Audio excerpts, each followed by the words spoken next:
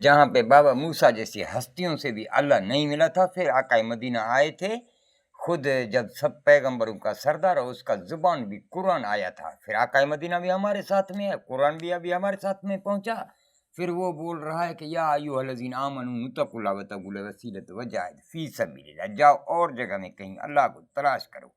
یہ دیکھو کیسے لوگوں نے بنا کے رکھا ہے الٹا پھلٹا، جیسے کسی انسان کو سمجھ میں نہیں آئے۔ اگر دوسری طرح ہمیں کو آقا مدینہ کے سوا، قرآن کے سوا اور جگہ میں بھیجتا تھا تو وہاں تو موسیٰ کو بھی نہیں ملا تھا اللہ، پھر ہمیں کو کہاں سے ملتا تھا آقا مدینہ کے، ہمیں کو ادھر بھیج رہا تھا۔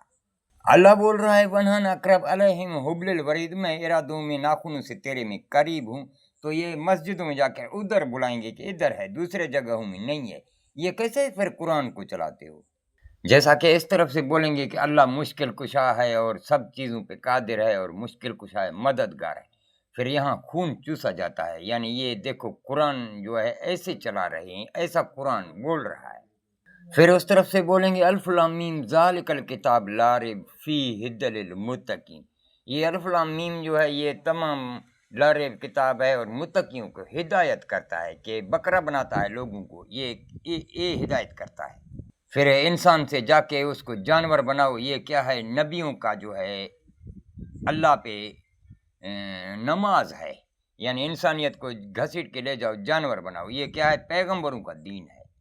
جب سجدے میں جاتے ہو تو چاروں پاؤں آپ کے زمین میں ہیں، منہ کو جا کے زمین سے ٹکراتے ہو، تو جانور کے بھی تو چاروں پاؤں زمین میں ہیں، منہ سے ٹکرا سے گھاس کھائے گا، آپ سجدہ دے گا، آپ میں جانور میں کیا فرق ہے؟ پھر مرغے کی طرح آزان دے گا، پھر جون سا بھی حرام حلال چیز، جون سا بھی زہر آیا، جون بھی آیا کھا لے گا، حرام بھی کھا لے گا اور پاخانہ بھی کھا لے گا، پھر وہ اس کو یہ کیا ہے کہ متقی ہے، آزان دیتا ہے اسی لیے حرام بھی کھا رہا ہے۔ پھر مولوی بھی ایسے ہیں، حرام کھاتے ہیں آزانوں کے بعد میں۔ یہ کیا ہے؟ نبیوں کا دین ہے، اور مرغا بنانا اور جانور بنانا یہ کیا ہے؟ اللہ کا رسول کا نماز ہے، اس کی حمد ہے۔ چلو یہ جب قرآن تیرا لاریب ہے، پھر ایسے کیوں بول رہا ہے کہ اعوذ باللہ من الشیطان الرجیم؟ اس شیطانوں کی اس کی بنیاد پھر اللہ نے کیوں رکھی تھی؟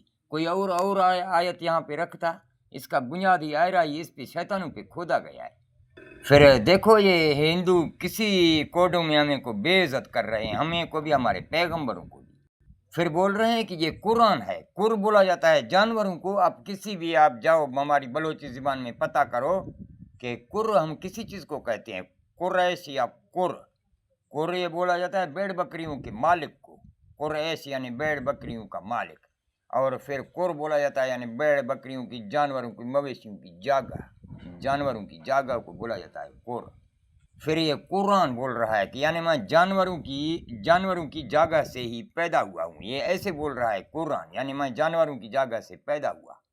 اور پھر بولتا ہے کہ میں فرقان ہوں، یہ فرقان تو نہیں ہے، یہ فرقان بول رہا ہے کہ میں فرقان ہوں، یعنی فرقے ڈالتا ہوں، پھر یہ فرقے بھی ڈالے گا، اور پھر اس کی چھت بھی جنوں پہ باندھی گئی ہے، خناس الناس خناس صدورن الناس من جنت والناس، دیکھو اس کی جنوں پہ بھی چھت ہے۔ پھر جنوں کا خوراک بھی تو پاخانہ اور اس کی حمد بھی پاخانہ، جیسا ہمارا حلال رزق بھی، ہمارا رزق بھی اور ہمارا عین عبادت بھی، تو جن بھی ویسے۔ پھر جب اپنے کو جانور بناتے ہیں تو اللہ دل میں ہے، آنکھوں میں اس کا نور ہے، اس کو بھی نیچے جھکا دیں گے، جو اس کے گانڈ میں اندر پیٹ میں نار ہے تو وہ نار کو اپنے کو جو کھایا پیا جو وہ پیخانہ اس کو اوپر کر دے گا، اور اس کا جو پیچھے گانڈ کا چہرہ ہے کتاب کا، اسی کو اور اوپر کر دے گا، پھر گانڈ بھی بول پائے گا تو پتہ نہیں چلے گا، اب یہ لاؤڈوں میں بھی آواز شور سے ہے، تجھے پتہ نہیں چلے گا کیا بول رہے ہیں۔